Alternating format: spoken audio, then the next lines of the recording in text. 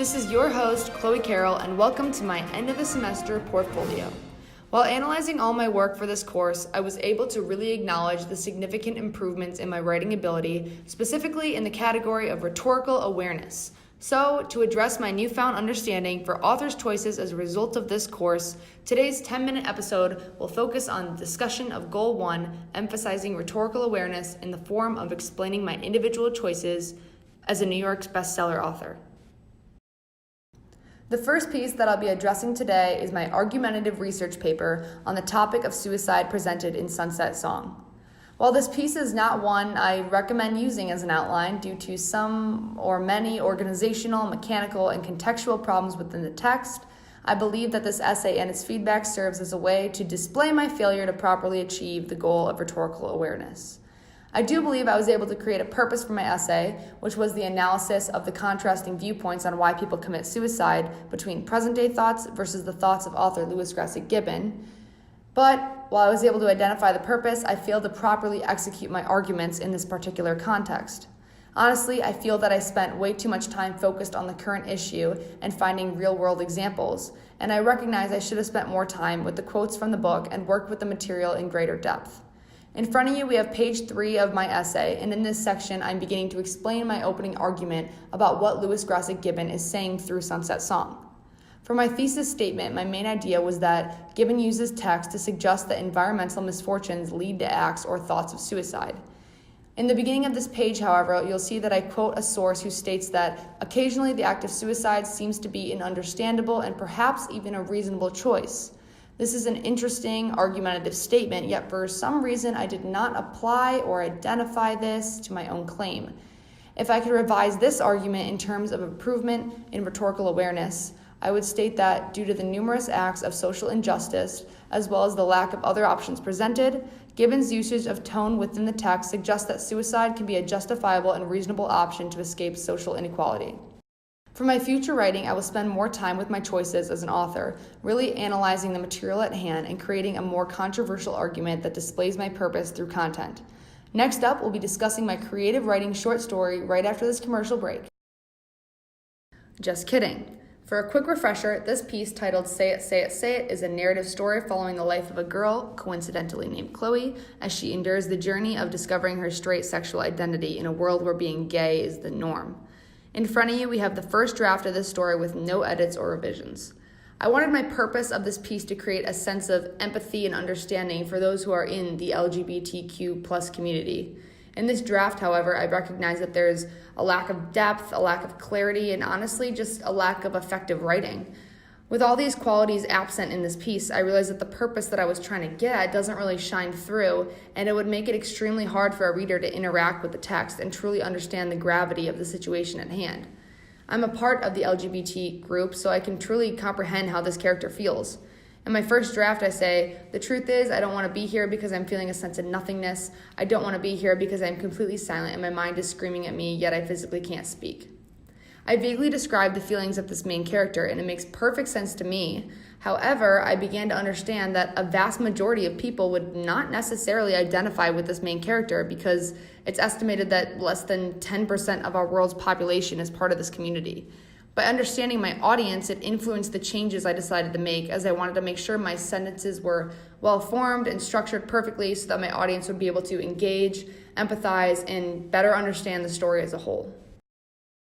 So here we have that same section of my creative writing story. However, this image shows my revisions.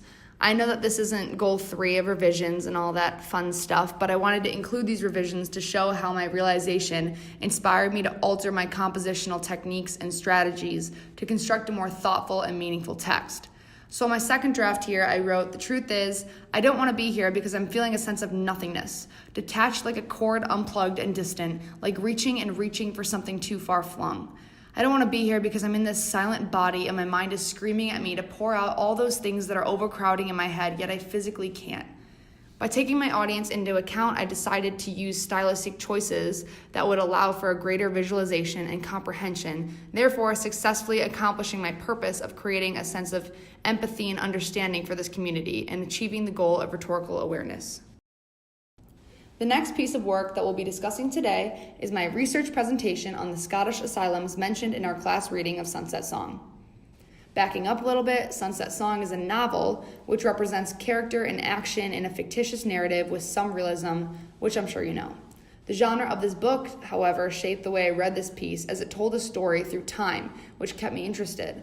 So I decided to compose a film for my presentation, similar to like a crash course video, introducing my information in a time sequence with a shift in tone and voice. Here's a clip from that video. Current senses of the word asylum dates back to the 18th century. This makes sense considering the first Scottish asylum was founded in 1781 and called the Montrose Royal Lunatic Asylum.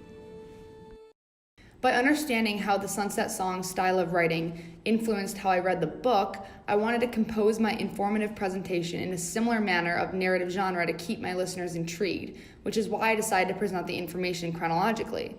However, a narrative is defined as a factual information in a format that tells a story, and straight-up information about asylums does not necessarily produce a story. That being said, I had the idea to write a story in the medium of composing a song.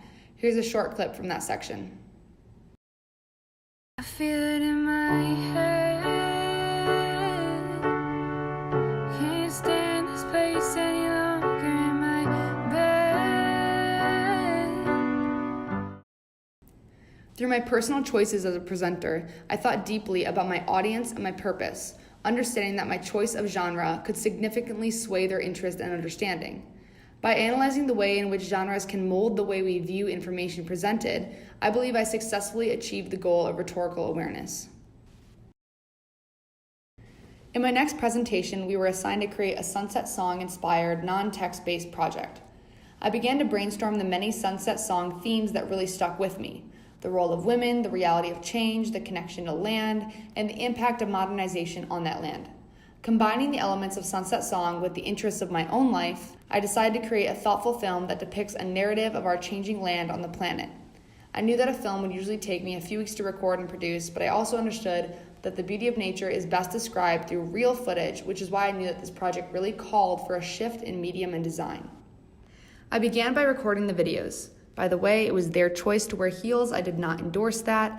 And then I compiled the footage in a purposeful manner, illustrating a narrative.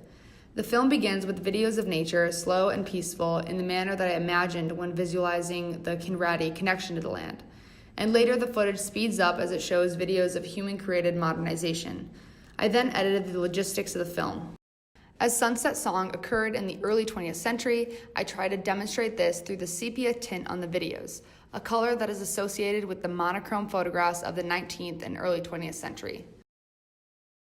In addition, I really wanted to establish a time setting for the film, so the static that occurred on the screen every once in a while represented the concept of bad television, which was actually invented 5 years before the novel was released. I created a narrative chronological script for this documentary-like film. The beginning emphasizes the beauty of human connection with the land, as I thought back on Chris Guthrie's inevitable tie to it. And the end focuses on the new modernization described near the conclusion. In a VoiceThread homework assignment of a letter that Gibbon wrote to his friend Helen Cruikshank, he mentions that humans are, quote, forgetting the Glasgow slums.